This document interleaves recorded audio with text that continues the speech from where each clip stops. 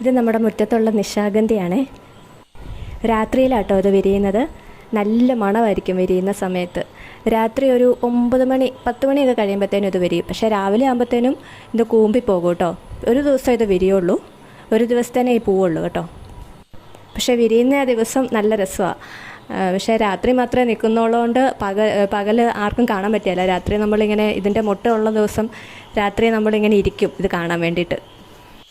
ഈ പ്രാവശ്യം ഒരു 8-10 പൂവുണ്ടായിരുന്നു കേട്ടോ. നമുക്കിത് ഫുള്ളായിട്ട് കാണാൻ പറ്റുന്നില്ല ഇരുട്ടായതുകൊണ്ട്. ഇതൊരു തെങ്ങയിലിങ്ങനെ കയറ്റി വിട്ടേക്കുക കേട്ടോ. ഇതിൻ്റെ ഇലയാണ് നടുന്നത്.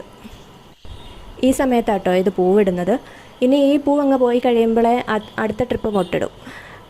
ഇതിൻ്റെ ഇലക്കോടെയാണ് ഇങ്ങനെ മൊട്ട് വരുന്നത്. ആ മൊട്ടിങ്ങനെ തണ്ടിങ്ങനെ നീണ്ട് വന്നിട്ട് മൊട്ടായി വിരിയുക ചെയ്യുന്നത്. ഇത് ഞാൻ പകലെടുത്തു കേട്ടോ. കണ്ടോ, ഇപ്പോൾ ഇത് മൊട്ടായിട്ട് നിൽക്കുക. ഇതിപ്പോൾ ഇന്ന് രാത്രി വിരിയും. ഇത്രയും വലുതായ ഇന്ന് രാത്രി വിരിയുമെന്ന് നമുക്കറിയാം. അന്നേരം നമ്മളത് നോക്കിയിരിക്കും വിരിഞ്ഞ് കാണാൻ വേണ്ടിയിട്ട്. നല്ല മണമായിരിക്കും ഇതിനെ. ഇതിനൊരു കുഞ്ഞില കൊണ്ടുവന്ന് നട്ടതാണ്. അതിനിങ്ങനെ മുളച്ച് വന്ന് ഇങ്ങനെ നമ്മളിപ്പോൾ തെങ്ങയിലിങ്ങനെ കെട്ടി വെച്ചേക്കുക. ഉണ്ടോ, അതിൻ്റെ ഒരു പൂ പറിച്ച് കൊച്ചിൻ്റെ കയ്യിലിരിപ്പുണ്ട്. ഇത്രയും വലുപ്പമുണ്ട് ആ പൂവിന്. നല്ല ഭംഗിയാണ് കാണാനേ.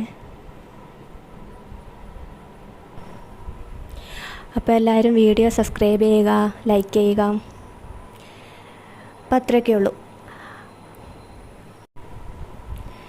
Tata, bye bye.